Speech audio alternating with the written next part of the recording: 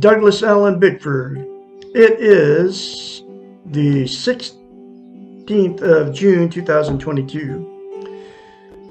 Broadcasting live from my 105-year-old house here in Klamath Falls, Oregon, my hometown, which is the gateway to the beautiful Crater Lake National Park, one of the 7 wonders of the world. I am on Facebook Live and YouTube for one reason, and that's to teach you how to be positive towards yourself, towards others, and towards everything, okay? It will change your life, folks, if you are positive. Because the more positive you are, the more positive will come back to you. Guaranteed.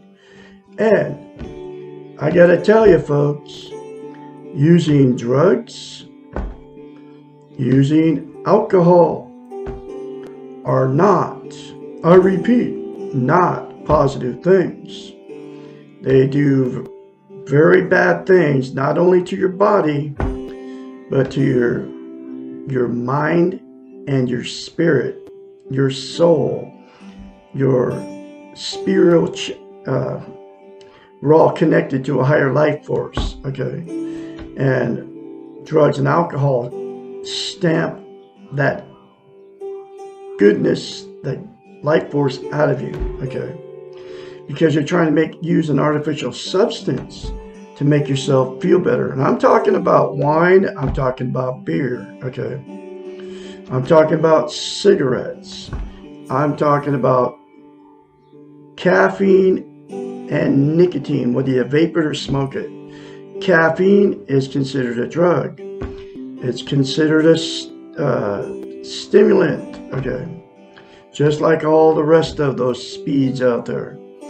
But all the drugs, all the alcohol, like I said, are bad for your spirit, they're bad for your mind, and they're bad for your soul. They are negative things, okay? But the good news is to be able to be positive and quit using drugs and alcohol, okay? You can attain self-esteem, and that's why I'm here, okay? It comes out of a book right here. It's called The Portable Therapist.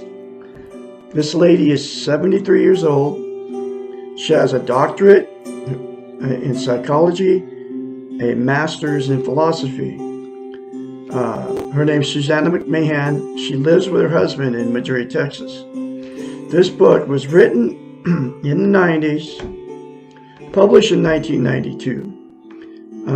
And every lesson in it, doesn't have chapters, talks about how we've been taught and trained, brainwashed to not love ourselves. As a psychiatrist, what a psychiatrist is, okay, she went to school for 10 years to get her doctorate in psychology. She studied the science of the mind, okay, and without self-esteem, as a psychiatrist, she knows that you can't get healthy-minded unless you have self-esteem, okay? What self-esteem is, it's the way you feel about yourself. Other words for it are self-confidence, self-love, self-worth, right?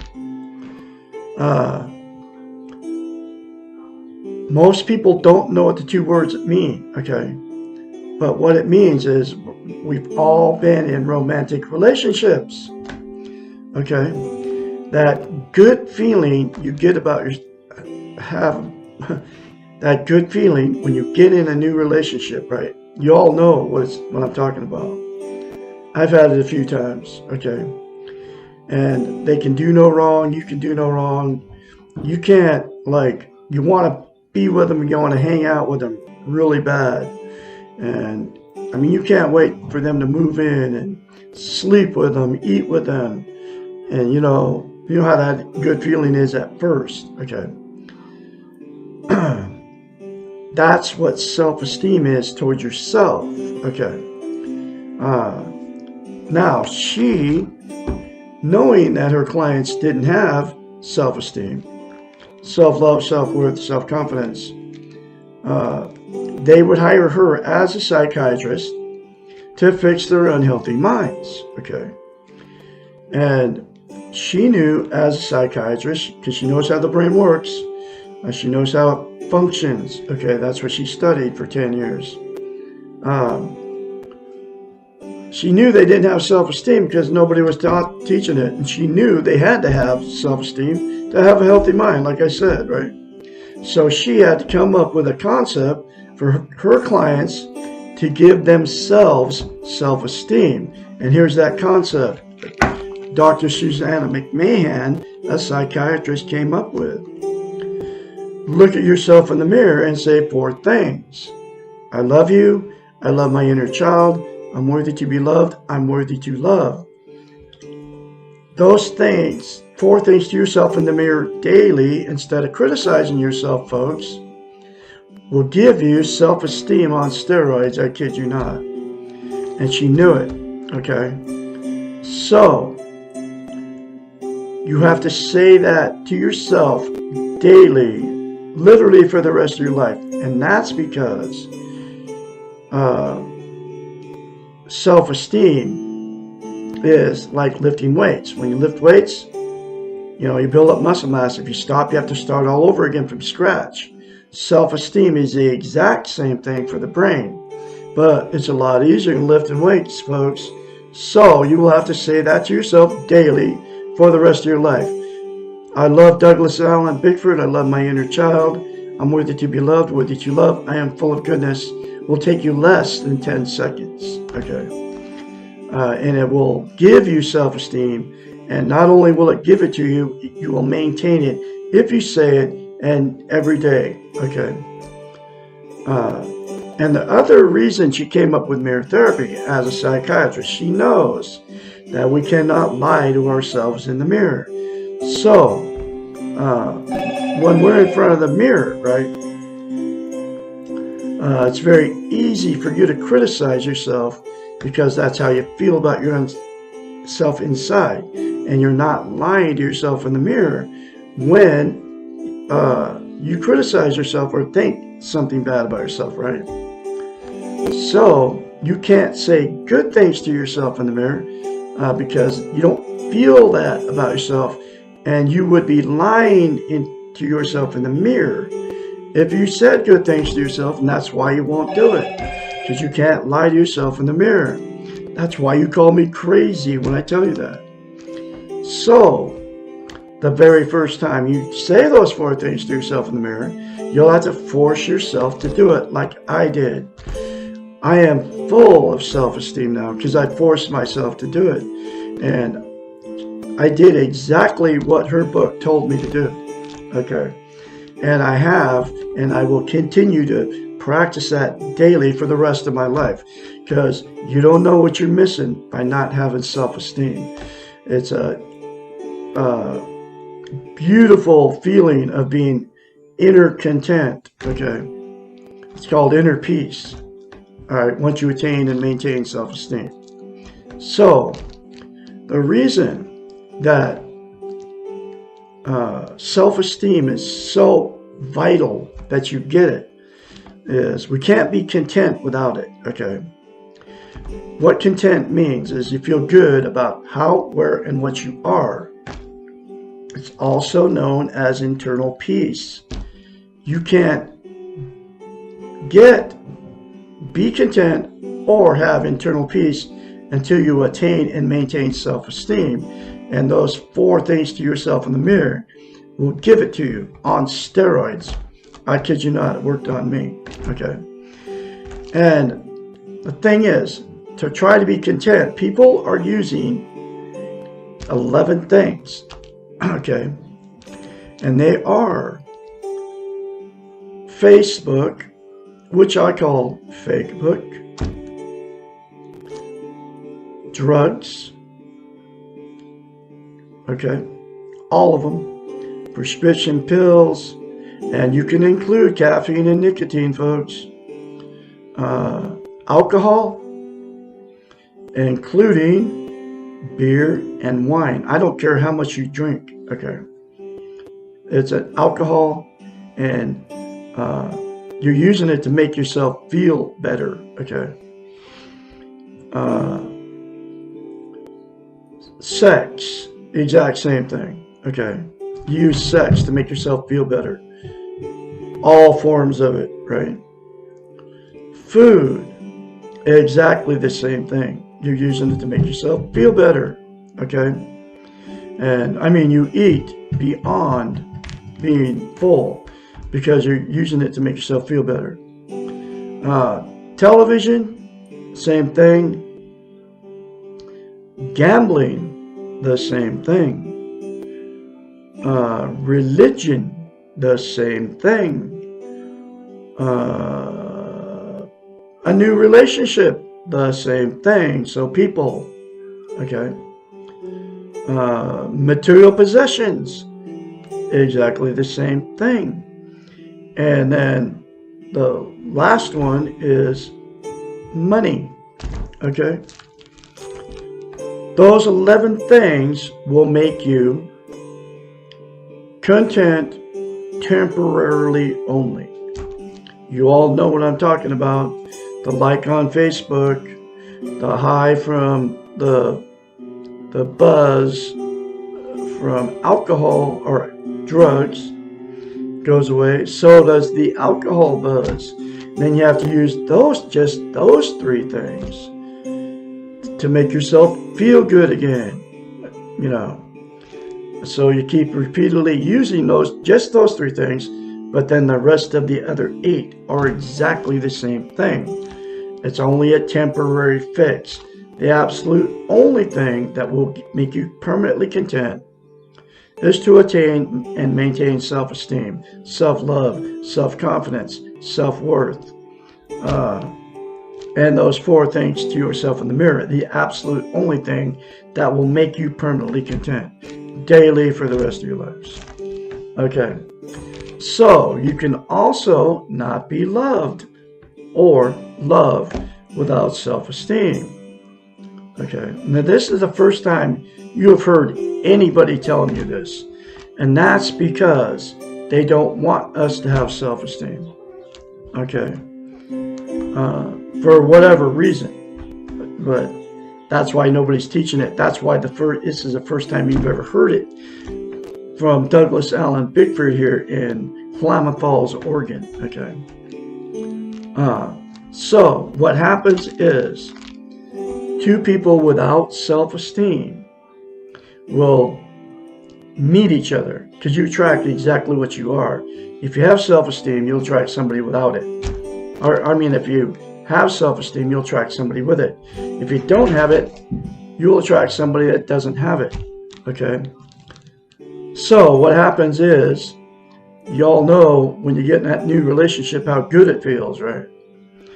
Whether you marry me or don't marry me, just get together with them. When that good feeling goes away, then the relationship with you without self-esteem becomes toxic. That's when the fights, the arguments, the getting in the car, going down the road and going, I got to get away from this maniac.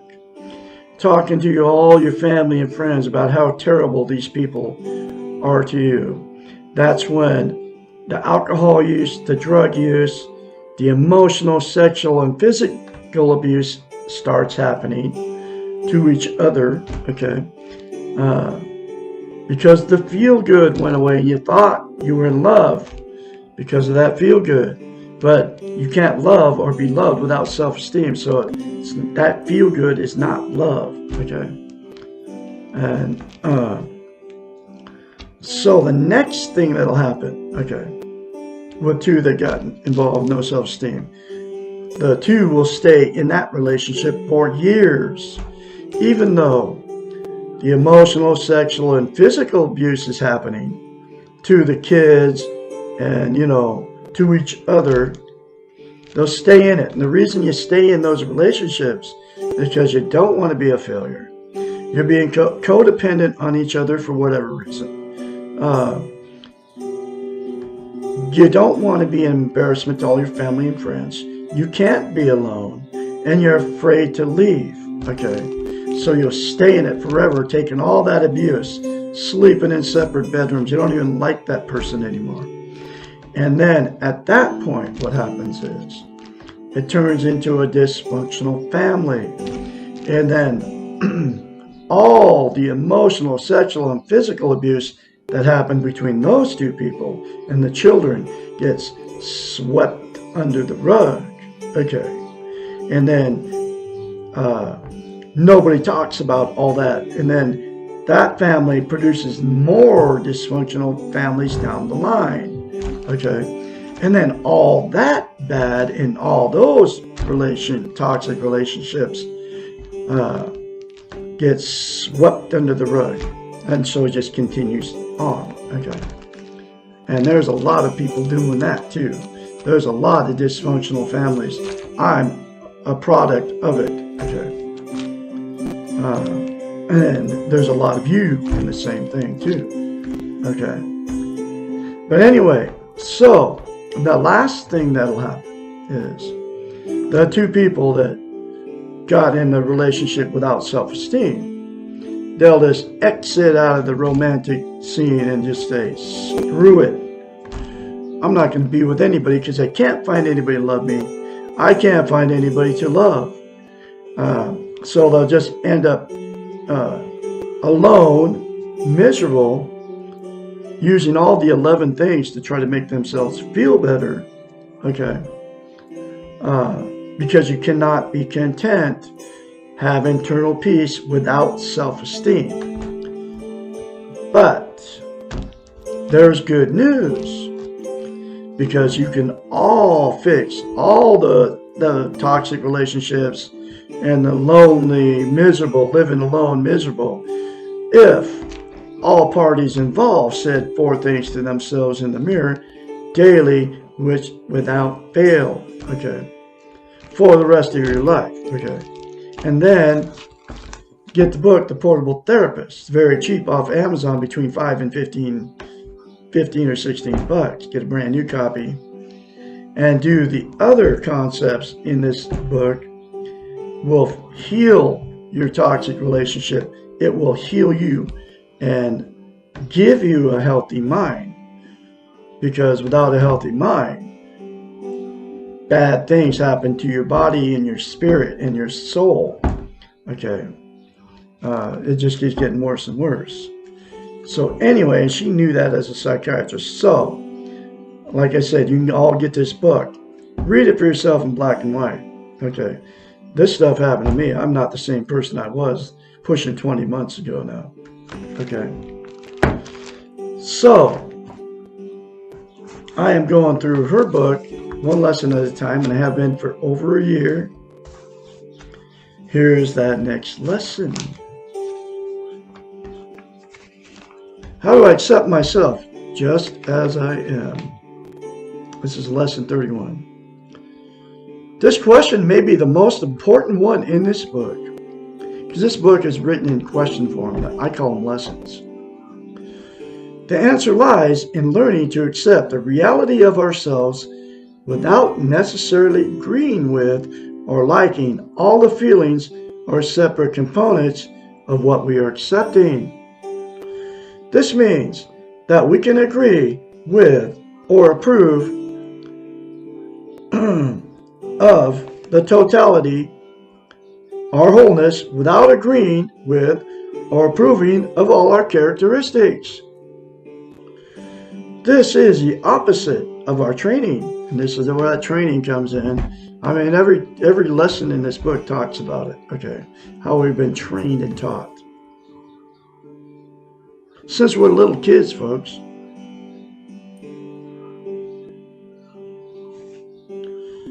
Let's see.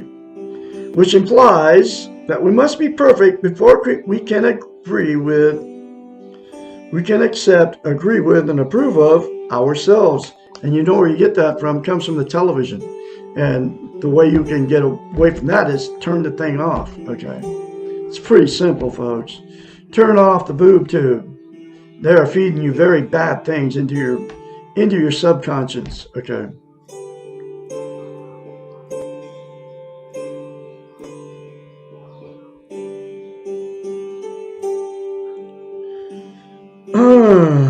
We can begin to accept the reality of ourselves, our totalities, as we are right now, without needing to agree with or approve of all of our parts, our roles, our behaviors. Acceptance does not mean understanding. Just as most of us will never understand all the complexities of life, war, famine, pain, and death, so we will never understand all the reasons for the complexity of ourselves. Acceptance does not mean change. Our acceptance of life does not change it, and our acceptance of ourselves will not change us. What then is acceptance?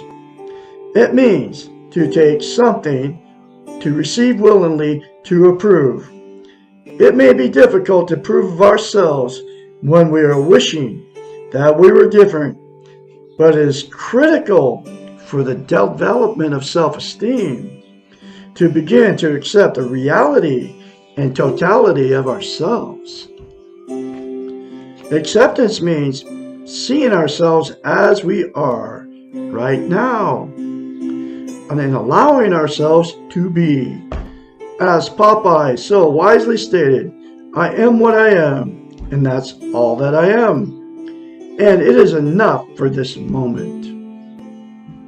Acceptance of self means really looking at yourself and seeing what you are, inside and out, without judgment.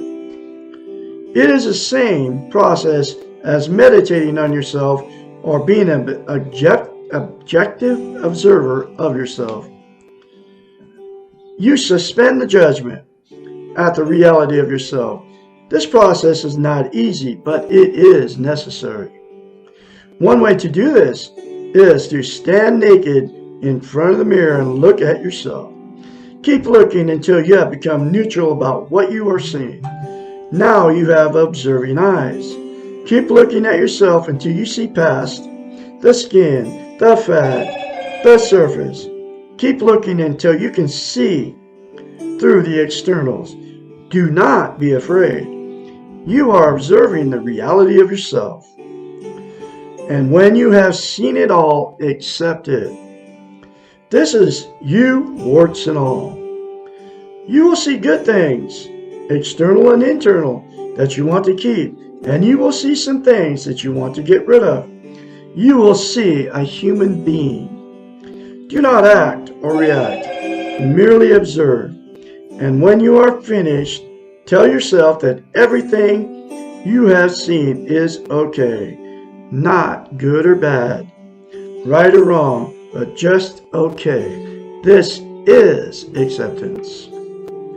Another way to learn to accept yourself is to take a piece of paper, draw a vertical line down the middle. On one side, label the column things I like about me. Label the other side things I don't like about me. Then fill in both columns. Take your time and add things as they occur to you. Again, do not be afraid. Most people find it easier to fill in the don't like side, and they have more difficulty with the like side. This is because our faulty training. There's that training again. Keep at it until you have a composite picture of yourself. If you need help, ask your family and friends, and especially your role models for help.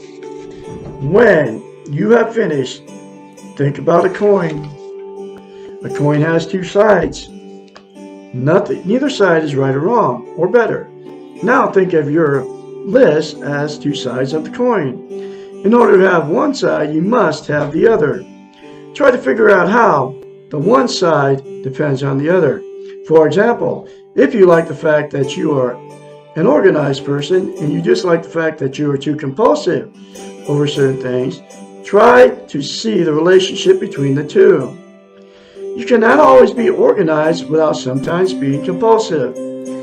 If you like the fact that you are patient and dislike the fact that you are sometimes slow and pedantic, again see the relationship between the two. You may really like the fact that you are a generous person, financially and emotionally, but you may dislike the fact that you sometimes feel that others take advantage of you? Can you see the relationship between the two sides, the light side and the dark side? The side we like and show to others, and the side we dislike and try to keep hidden.